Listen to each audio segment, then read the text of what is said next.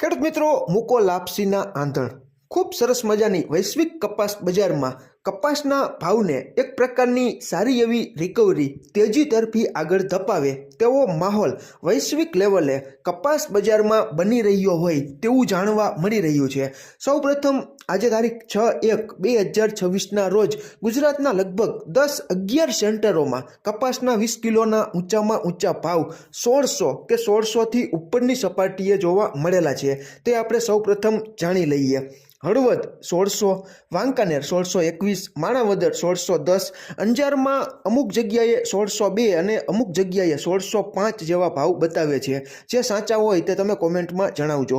જામનગર 1605, પાલીતાણા 1600, બાબરા 1604, સિદ્ધપુર 1608, મોરબી 1601, ભેંસાણ 1600, બોટાદ 1601.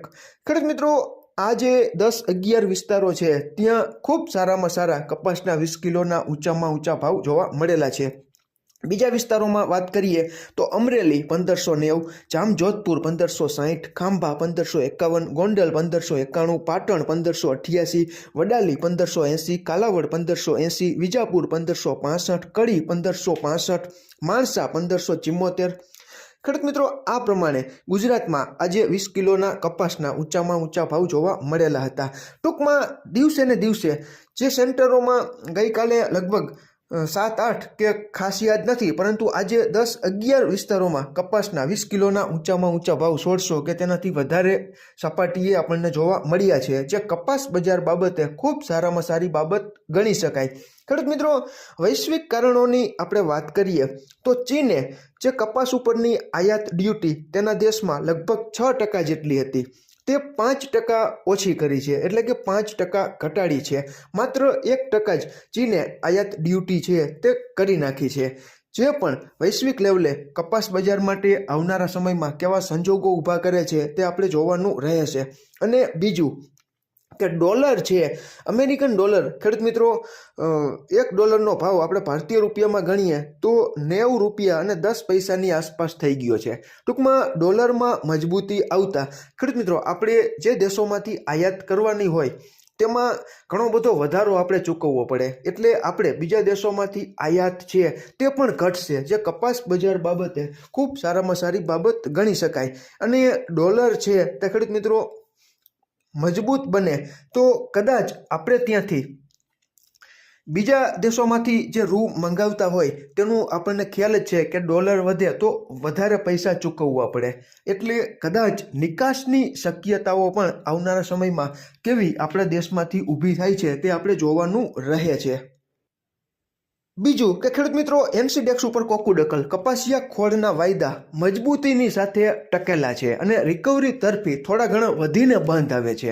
પ્લસમાં બંધ આવતા એક પ્રકારનો સંકેત પણ આપણને આવનારા સમયમાં કપાસના બજાર ભાવમાં કેવી હકારાત્મક અસરો ઊભી કરવાનો છે તેવો કચાસ આપણને કપાસિયા ખોળના વાયદા થકી અને હાજર ખોળના ભાવની જે રિકવરી તરફી ચાલ જે આગળ વધવા માટે ધપી રહ્યું હોય તેવો માહોલ વાયદા અને હાજરમાં કપાસિયા ખોળમાં જોવા મળી રહ્યો છે. કારણ કે કપાસિયા ખોળના વાયદામાં જે રોકાણકારો સક્રિય હોય છે તેમને ખ્યાલ આવી ગયો હોય છે કે કપાસની આવકો છે તે ઘટી રહી છે, એટલે કપાસિયાની આવનારા સમયમાં કદાચ શોર્ટેજ ઊભી થશે તેવી શક્યતાઓને આધારે રોકાણકારો છે તે કપાસિયા ખોળના વાયદામાં ખૂબ સારો એવો રસ લેતા હોય છે. આવું ઘણી વખત ખેડૂત મિત્રો બનતું હોય છે, કારણ કે રોકાણકારોને ખબર પડી જાય કે આ જણસીની શોર્ટેજ આવનારા સમયમાં ઊભી થવાની છે, એટલે તેમાં વધારે પ્રમાણમાં રોકાણ કરીને નફો રળવાનું પસંદ કરતા હોય છે. બીજું કે ખેડૂત મિત્રો, સારી ગુણવત્તાવાળો કપાસ અત્યારે ક્યાંય નથી મળતો. ઘણા બધા ખેડૂત મિત્રો કહેતા હોય છે કે ભલે 1-2 ઢગલાના જ ભાવ બજારમાં ખેડૂત મિત્રોને 1600ની ઉપરની સપાટીએ મળ્યા હોય, ખેડૂત મિત્રો માત્ર એક ખેડૂતને કેમ નથી મળ્યો ભાવ તે આવનારા સમયમાં બજારની ચાલ નક્કી કરે છે. એટલે જ આપણે 20 કિલોના ઊંચામાં ઊંચા ભાવ બતાવીએ છીએ. ગુજરાતના ઘણા ખરા વિસ્તારોમાં ગામડે બેઠા પણ ખૂબ સારામાં સારો ઉછાળો આજની તારીખે જોવા મળી રહ્યો છે, જે કપાસ બજાર બાબતે ખૂબ સારામાં સારી બાબત ગણી શકાય. અત્યારે સારી ગુણવત્તાવાળો કપાસ છે તે માર્કેટમાં નથી આવતો, એટલે જ ખૂબ સારી એવી રિકવરી સારા કપાસમાં જોવા મળી રહી છે. બાકી મોટાભાગનો કપાસ છે તે નબળી ગુણવત્તાવાળો વધારે પ્રમાણમાં ઠલવાય છે, કારણ કે કમોસમી વરસાદને લીધે કપાસની ગુણવત્તા ઘણી હદે ડાઉન થઈ ગઈ છે અને નીચા ભાવમાં ખેડૂત મિત્રોને મજબૂરીવશ મોટાભાગના ખેડૂત મિત્રોએ આ વર્ષે પોતાનો જે પલળેલો કપાસ હતો તે બજારમાં વેચીને હળવા ફૂલ થઈ ગયા છે. અત્યારે આપણે જોઈ રહ્યા છીએ કે ગુજરાતના ઘણા ખરા વિસ્તારોમાં કપાસની આવકોમાં મોટો ઘટાડો થઈ રહ્યો છે અને આ ચાલ છે તે પણ કપાસ બજાર ઉપર કેવી આવનારા સમયમાં પોઝિટિવિટી બતાવે છે તેને આધારે પણ કપાસ બજારમાં કેવા સુધારાઓ થતા રહેશે તે પણ જેમ જેમ સમય વીતતો જશે તેમ તેમ આપણને ખ્યાલ આવતો જશે. તમારે ત્યાં ખેડૂત મિત્રો કેવા ભાવ બોલાઈ રહ્યા છે તેની માહિતી તમે ફટાફટ કોમેન્ટમાં કરજો, કારણ કે જ્યારે રિકવરી હોય ત્યારે ખેડૂત મિત્રો આળસ કરતા હોય છે અને જે ખેડૂત મિત્રો ગામડે બેઠા કપાસનું વેચાણ કરે છે તે ઘણી વખત બજાર ભાવથી માહિતગાર ન હોવાને લીધે બજાર વધી ગઈ હોય છતાં પણ અમુક જગ્યાએ નીચા ભાવમાં ખેડૂત મિત્રોને બજાર પેરેટીએ કેવા ભાવ ચાલે છે તેની માહિતી નથી હોતી, એટલે જે ભાવ મળે તે ભાવ સમજીને વેચાણ કરી નાખતા હોય છે અને ખોટ સહન કરતા હોય છે. તો ખેડૂત મિત્રો તમે કોમેન્ટ કરો જેથી કરીને ખેડૂત મિત્રોને ખ્યાલ આવી જાય અને ગામડે બેઠા કપાસનું વેચાણ જે ખેડૂત ભાઈઓ કરે છે તે ખેડૂત મિત્રો છે તે ખોટમાં ન જાય.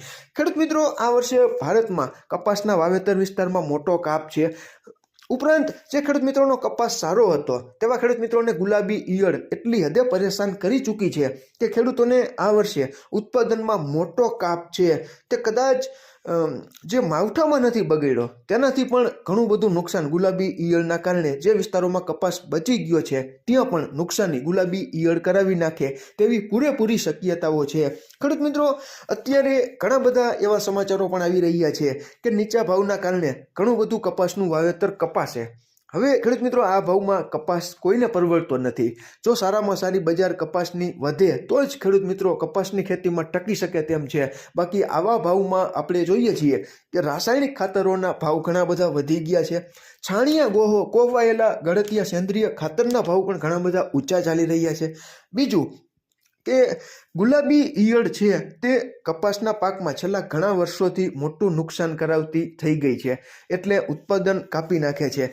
વીઘા વરાળે જે આપણે શરૂઆતમાં 20-25 કે 30 મણ કપાસ થતો હતો તે કપાસ અત્યારે સારો હોય તો માંડ 20 મણની આસપાસ પહોંચે છે. બાકી 10 મણથી 15 મણ ઘણા બધા વિસ્તારોમાં ગુલાબી ઈયળ વધારે આવે છે ત્યાં આવા જ ઉત્પાદનો છે તે મળે છે. એટલે ના છૂટકે ખેડૂત મિત્રોને કપાસનો પાક છોડીને બીજા પાકો પ્રત્યે જવું પડશે જ્યાં મજૂરોની સગવડ છે, પાણીની સગવડ છે, આ ઉપરાંત ઝટકા મશીન છે, ફેન્સિંગ કરેલી છે. આવા જે પ્રગતિશીલ સદ્ધર ખેડૂતો કે જ્યાં આવી તમામ સવલતો છે ત્યાં આ વર્ષે નવા ચોમાસું પાક તરીકે કદાચ મગફળી અને તુવેરનો વાવેતર વિસ્તાર વધે તેવી પ્રબળ શક્યતાઓ છે તે ઘણા બધા જાણકારો છે તે જણાવી રહ્યા છે. અમુક ખેડૂત મિત્રો કહે છે કે અમારે ત્યાં એરંડા દિવેલાનું વાવેતર વધશે. તો ખેડૂત મિત્રો જે ખેડૂત મિત્રો પાસે વિકલ્પ નથી તેવા ખેડૂત મિત્રો જ કપાસની ખેતીમાં રસ લે છે. બાકી આવી તમામ સુખ સગવડતાઓ છે ત્યાં કદાચ કપાસનો વાવેતર વિસ્તાર ખેડૂતો ઓછો કરશે તેવું જણાઈ રહ્યું છે. ખેડૂત મિત્રો આમાં ક્યાંય ભૂલ હોય અને તમારી પાસે નવી અપડેટ હોય તો ચોક્કસ તમે કોમેન્ટમાં જણાવજો. અમે ક્યારેય કોઈ પણ જણસીની લેવડ દેવડ અંગેની સલાહ કે સંગ્રહખોરીની સલાહ નથી આપતા. તમારા ખુદના ભરોસે આર્થિક જોખમ સહન કરવાની શક્તિ હોય તો જ ખેડૂત મિત્રો તમારે તમારો પોતાનો કપાસ છે તે રાખવો કે વેચી નાખવો તેનો યોગ્ય નિર્ણય તમારી ખુદની આર્થિક જોખમ સહન કરવાની શક્તિને ધ્યાનમાં રાખીને તમારે લેવો જોઈએ અને તમે તમારા ખુદના ભરોસે નાણાકીય સગવડને ધ્યાનમાં રાખીને કપાસ રાખવો કે વેચી નાખવો તેનો યોગ્ય નિર્ણય તમારા સંપૂર્ણ ભરોસે તમે લઈ શકો છો. બાકી અત્યારે ખેડૂત મિત્રો હું આ વિડીયો બનાવી રહ્યો છું ત્યારે